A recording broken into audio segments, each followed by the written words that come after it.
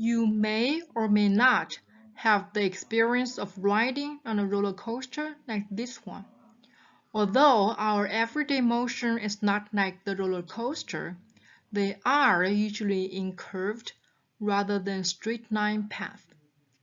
Motion along a curved path on a flat surface or plane can be described by two-dimensional kinematics. Motion not confined to a plane, such as a car driving up and down around a hill, can be described by three-dimensional kinematics. Both two-dimensional and three-dimensional kinematics are simple extensions of the one-dimensional kinematics explained in the previous chapter. We will focus on two-dimensional kinematics in this chapter. Suppose one wants to walk from one point to another in a city with uniform square blocks. In two-dimensional space, the shortest distance between 2 points is a straight line. A helicopter might be able to fly along a straight line path, while a pedestrian has to take a two-dimensional path, such as the one shown.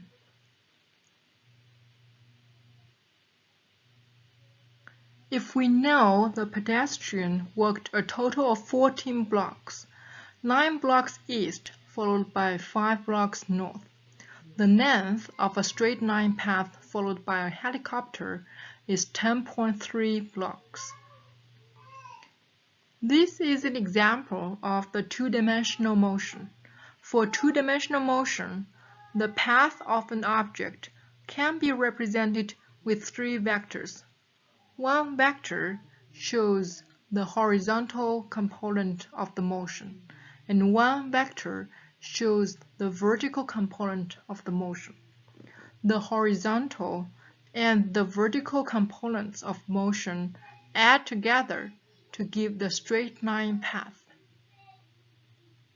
Note that in this example, the vectors that we are adding are perpendicular to each other and thus form a right triangle. This means that we can use the Pythagorean theorem to calculate the magnitude of the total displacement.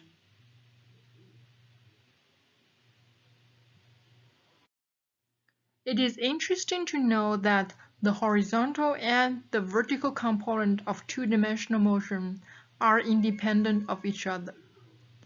Any motion in the horizontal direction does not affect motion in the vertical direction, and vice versa. This is not only true in the simple scenario, like that of walking in one direction followed by another, but also true for more complicated motion involving movement in two directions at once. If we compare the motions of two baseballs, one baseball is dropped from rest, while at the same time another one is thrown horizontally from the same height and follows a curved path.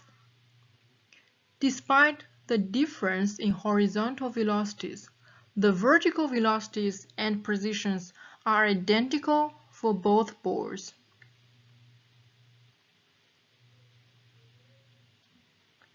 This shows that the vertical motion is independent of whether or not the ball is moving horizontally.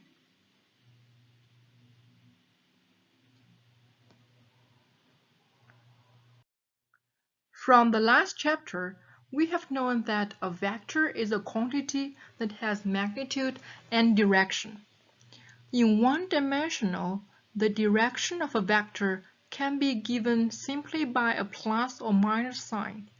In two dimensions, however, we specify a coordinate system and use an arrow having length proportional to the vector's magnitude and pointing in the direction of the vector. We usually use a boldface symbol to stand for a vector, and the symbol in italics to represent its magnitude. The direction is represented by theta. The head-to-tail method is a graphical way to add vectors. We first draw an arrow to represent the first vector. For the second vector, we draw an arrow and place the tail of the second vector at the head of the first vector. Then we draw an arrow from the tail of the first vector to the head of the last vector. This is the resultant vector, or the sum of the two vectors. If there are more than two vectors, continue this process for each vector to be added. For the graphical method, we can use a ruler to determine the length and use a protractor to determine the angle. Vector subtraction is similar to vector addition in a sense that the subtraction of vector b from vector a is defined to be the addition of negative b to a. When vector a is multiplied by a scattered c, the magnitude of the vector becomes the absolute value of CA. If C is positive, the direction of the vector does not change. If C is negative, the direction is reversed. Division is the inverse of multiplication. Analytically, we don't use rulers or protractors to measure the vector's length and direction. We use geometry and simple trigonometry to do the calculation. One important technique is to be able to take a single vector and find the x and y components of the vector. For vector A shown here, using trigonometry, we can find the magnitude of two perpendicular vectors, ax equals to a cosine theta and ay equals to a sine theta. Going back to the example at the beginning of this lecture, if A is the vector representing the total displacement of the person working in a city, and the magnitude of A is 10.3 blocks. Theta is 29.1 degrees. Then AX equals to A cosine theta is 9.0 blocks. AY equals to A sine theta is 5.0 blocks.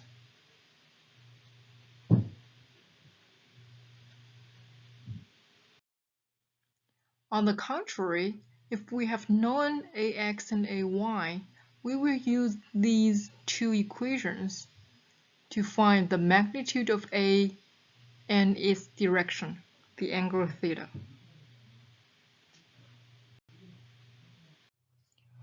When we do the addition and subtraction of vectors in the analytical way, we still use part of the graphical technique because vectors are still represented by arrows for easy visualization.